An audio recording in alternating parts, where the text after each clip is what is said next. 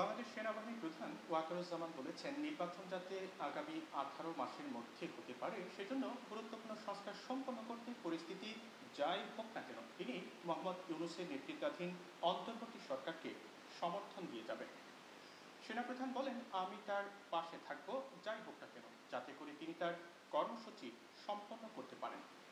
সেনাপ্রধানের মতে 1.5 বছরের মধ্যেই গণতান্ত্রিক প্রক্রিয়ায় উত্তরণ হওয়া উচিত এবং সেনাবাহিনী রাজনৈতিক প্রক্রিয়ায় কোনো হস্তক্ষেপ করবে না। একই সাথে তার এই সাক্ষাৎকারে প্রেসিডেন্ট ও প্রধানমন্ত্রীর ক্ষমতার ভারসাম্য এবং সশস্ত্র বাহিনীকে প্রেসিডেন্টের অধীনে নেওয়ার ধারণা উঠে এসেছে।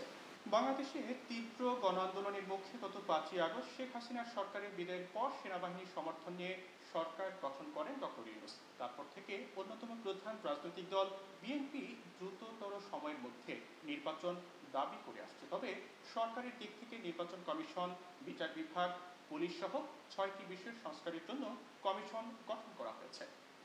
এসব কমিশন 1 অক্টোবর থেকে কাজ শুরু করে পরবর্তী 3 মাসের মধ্যে রিপোর্ট দেওয়ার কথা রয়েছে। সেনাপ্রধান 18 মাসের মধ্যে নির্বাচনের বিষয়ে যে মন্তব্য করেছেন সে বিষয়ে বিএনপির মহাসচিব মির্জা ফখরুল ইসলাম আলমগীর একটি আন্তর্জাতিক গণমাধ্যমকে বলেছেন যে তারা মনে করেন নির্বাচন যৌক্তিক সময়ের মধ্যেই হওয়া উচিত। নির্বাচন যত দ্রুত হবে ততই জাতির জন্য মঙ্গল হবে।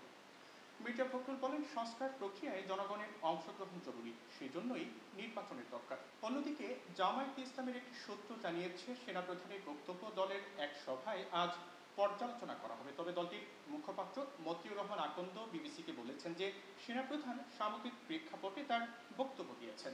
নির্বাচন বিষয়ে আমাদের আমির দলের অবস্থান আগেই তুলে ধরেছেন। তিনি জরুরি সংস্কারগুলো শেষ করে নির্বাচনের কথা বলেছেন।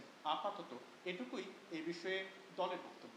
রয়টার্সকে দেওয়া সাক্ষাৎকারে সেনাবাহিনী প্রধান ওয়াকারুজ্জামান বলেন যে গণতান্ত্রিক প্রক্রিয়ায় উত্তরণ 1 থেকে 1.5 বছরের মধ্যেই হওয়া উচিত। তবে তিনি ধৈর্য ধারণের উপরও জোর দেন।